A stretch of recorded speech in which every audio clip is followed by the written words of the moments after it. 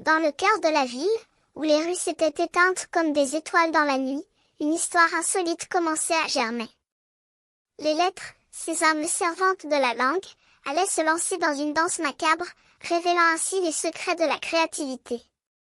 C'était pour César, un jeune musicien passionné, que les lettres commençaient à danser.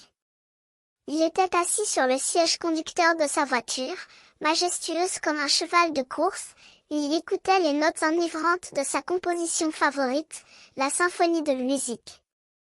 Les notes s'échappaient de la radio, comme des papillons de lumière, et les lettres, attirées par la musique, commencèrent à se déplacer, comme des danseuses troublées.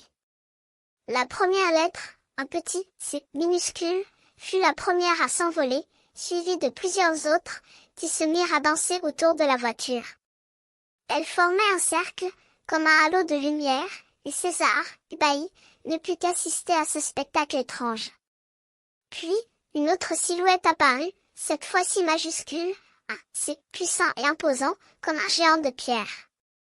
Il s'approcha de la voiture, et les lettres minuscules se mirent à danser autour de lui, comme des courtisans autour d'un monarque.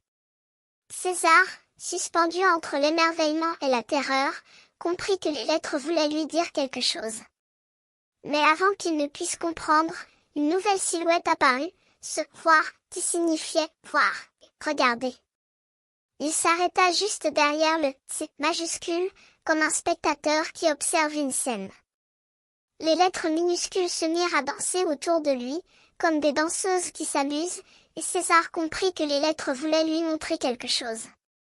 Enfin, un autre personnage apparut, un petit « C » minuscule qui ressemblait à un chat agenouillé. Il s'approcha de la voiture, et les lettres se mirent à danser autour de lui, comme des amis qui se réunissent.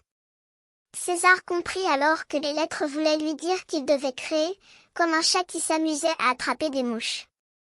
Au fil de cette nuit étrange, les lettres continuèrent à danser, révélant ainsi les secrets de la créativité. César, transformé par cette expérience, comprit que la musique était liée à la vie, et qu'il devait créer pour exprimer ses émotions et ses sensations. Les lettres, ces armes servantes de la langue, avaient révélé ainsi les secrets de la créativité, et César, reconnaissant, allait créer des œuvres qui allaient éblouir le monde.